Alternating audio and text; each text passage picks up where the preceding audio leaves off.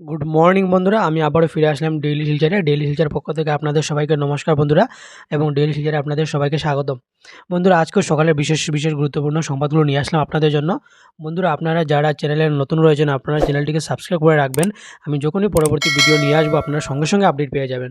বন্ধুরা, আজকের সকালে গুরুত্বপূর্ণ সংবাদগুলো হলো: ধর্মীয় জমায়েতে তুমুল হুড়োহুড়িতে পদপিষ্ট শতাধিক মহিলা ও শিশু, হাত হাতরসে সর্বনাশ, মৃত 116।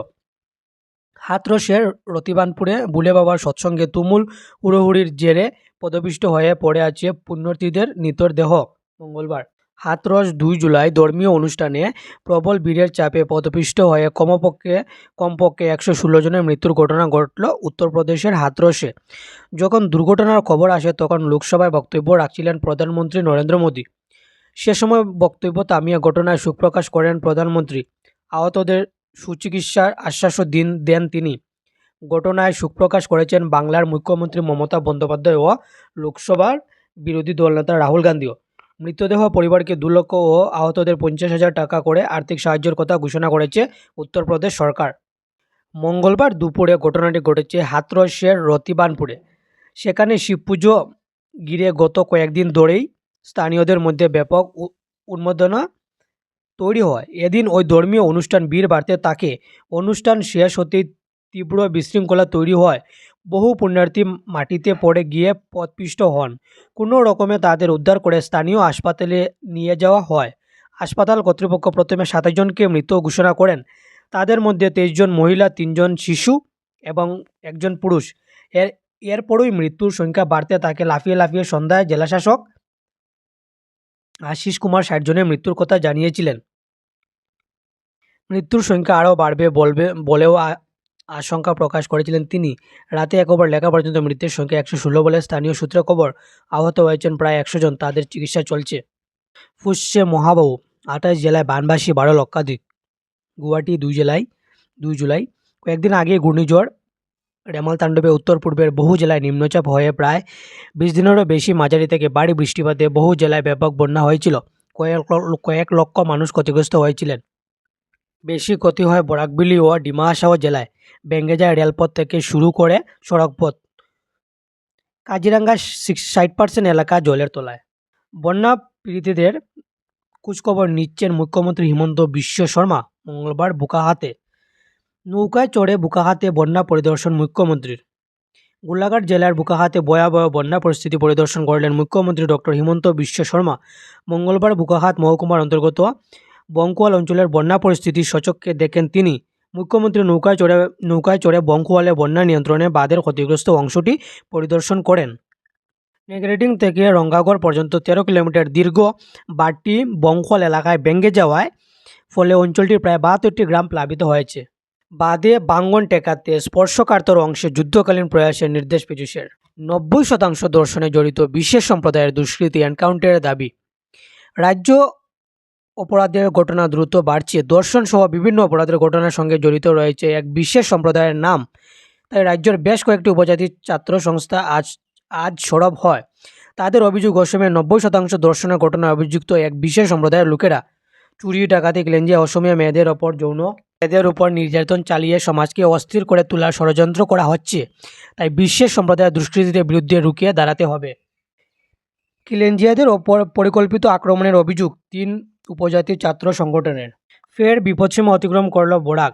1 মাসের মধ্যে 2 বার বিপদসীমা অতিক্রম করল বরাক। মঙ্গলবার রাত 7:15 পুনরায় বরাক নদীর জল বিপদসীমা অতিক্রম করে অন্নপূর্ণা ঘাটে নদীর বিপদসীমা 19.83 মিটার। মঙ্গলবার রাত 7:15 তা স্পর্শ করে, তখন ঘন্টায় 4 সেন্টিমিটার করে জল বাড়ছিল। জল সম্পদ বিভাগের খবর অনুসারে মঙ্গলবার রাত 10টায় বরাক নদীর জলস্তর ছিল 19.93 মিটার। তখন ঘন্টায় 3 সেন্টিমিটার করে বাড়ছে জল। বর্তমানে বন্ধুরা, শিলচর অন্নপূর্ণা ঘাটে বরাক নদীর জল সকাল 8টা অবধি 20.32। মিজোরামে ধসে চাপা পড়ে 4 বছরের শিশুসহ দম্পতির মৃত্যু। অবিরাম বৃষ্টিপাতে পার্শ্ববর্তী রাজ্য মিজোরামে ব্যাপক ধস পতনের ফলে ধ্বংসস্তূপে চাপা পড়লেন এক শিশুসহ দম্পতি। আরও 10 লক্ষ রেশন কার্ড দেওয়া হবে, বললেন রঞ্জিত। ক্যান্সার আক্রান্ত ও কিডনি রোগীরা পূর্বে আধার কার্ডের জন্য রেশন কার্ডের আবেদন করতে পারছিলেন না। বহু যোগ্য পরিবার আধার কার্ডের জন্য রেশন কার্ড পায়নি।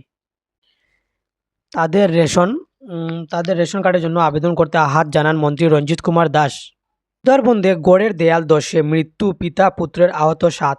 পুজোর আগেই হতে পারে শিলচর পুর নিগম নির্বাচন, ইঙ্গিত নগর উন্নয়ন মন্ত্রীর। বেহাল শিববাড়ি বাঁধ অবিলম্বে সংস্কারের দাবি নাগরিকদের। বন্যাতঙ্ক তারা করছে, দ্বিতীয় বেতুকান্দি যাতে না হয় মন্ত্রীর প্রতিশ্রুতি বুমেরাং তুপ এলাকাবাসীর। শিলচর তারাপুর বেহাল শিববাড়ি বাঁধ এবং বাঙ্গারপাড়ের কাছে হারাং নদীর উপর সেতুর দুরবস্থা নিয়ে সরব হলেন এলাকার নাগরিকরা। তাদের স্পষ্ট কথা, শিববাড়ি বাঁধ মেরামত করে সব ধরনের যান চলাচলের উপযোগী করা হচ্ছে না।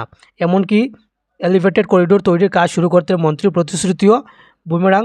কদিন আগে খুদ অভিভাবক মন্ত্রীর দৃষ্টি আকর্ষণ করা হলেও কাজ কিছুই হচ্ছে না। জাটিঙ্গা ও হারাং নদী শান্ত হলেও বিপদসীমার উপরে বরাক।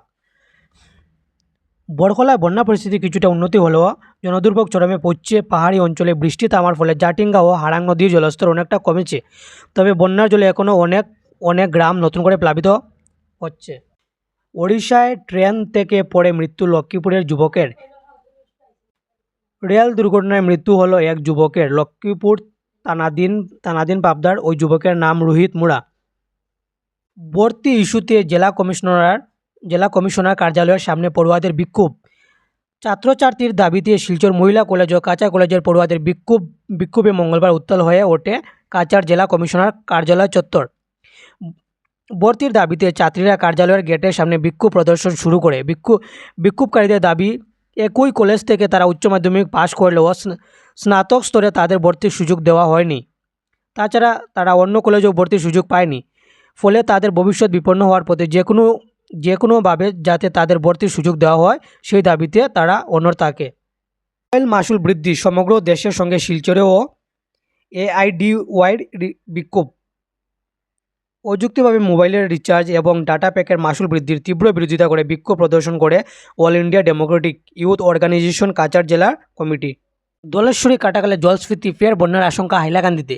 বৃষ্টির জমা জলে বিপর্যস্ত জেলা সদর কাঠগড়ায় পৌরসভা। করিমগঞ্জে নদীর জল বৃদ্ধিতে শিবিরমুখী হচ্ছেন বানবাসীরা। কৃত্রিম বন্যায় ভাসছে রেল শহর বদরপুর। ধন্যবাদ বন্ধুরা, আবার পরবর্তী ভিডিও নিয়ে আসবো।